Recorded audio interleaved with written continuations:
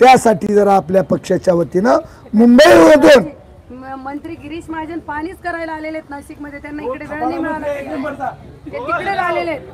गिरीश महाजनच्या पीएशी बोललोय मी, नाशिक मध्ये झाले, त्यांना 4 वाजेपर्यंत जर नाही आलं तर उद्या तुमचे पुतळे जाळण्यात येतील, अशा प्रकारचं मी त्यांच्या जाधव नावाच्या स्वीय सहायकाला मी सांगितलेलं आहे दुपारी. पण आमचे बाबा जे आहेत ना, हे संत माणसं आहेत. ह्यांनी काय म्हणतात ताई, आता ह्यांनी म्हणतात पुतळे जाळलं तर आपल्यावर गुन्हे दाखल होतील. मी जाळते चला,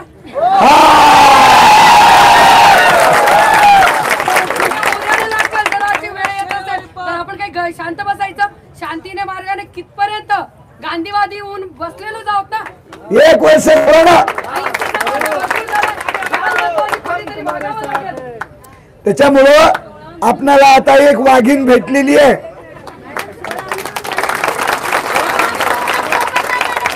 आणि जर शुभांगीताई आपणाला शेवटपर्यंत लढ्यामध्ये राहिल्या तर आपण त्यांना शब्द देऊ, या पदवीधर मधून त्यांना विधान परिषदेमध्ये पाठवायचा. आम्ही नक्कीच तुमचा जो विभाग आहे त्या विभागामध्ये, नाशिक विभागामध्ये आमचे ऐका ना, हा विषय राहिला असताना 4 वर्ष आधी अजून आहे, मी निवडणुकीसाठी आलीच नाही. नाही, निवडणूक जरी नसेल तुमच्यासाठी महत्वाची, पण तुमच्यासारखी वाघीण त्या विधान परिषदेत पाहिजे. तुमच्यासारखी वाघीण त्या विधानसभेमध्ये विधान परिषदेमध्ये पाहिजे, जेणेकरून मुद्दा आपला वर जाऊ शकते. आज जो विधान परिषदेमध्ये पदवीधर आमदार आहे तो आम्हाला भेटायला सुद्धा येत नाही. 7 पदवीधर आमदार आहेत, एक तरी भेटला का रे बांधवानो? मग हे करतात कुणाचं नेतृत्व तिथं?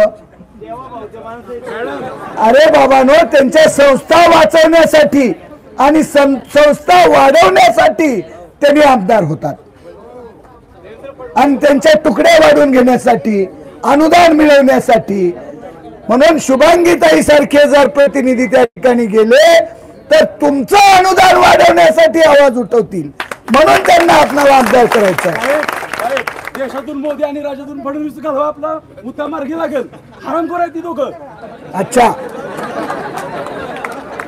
थोडं कूल कूल कूल कूल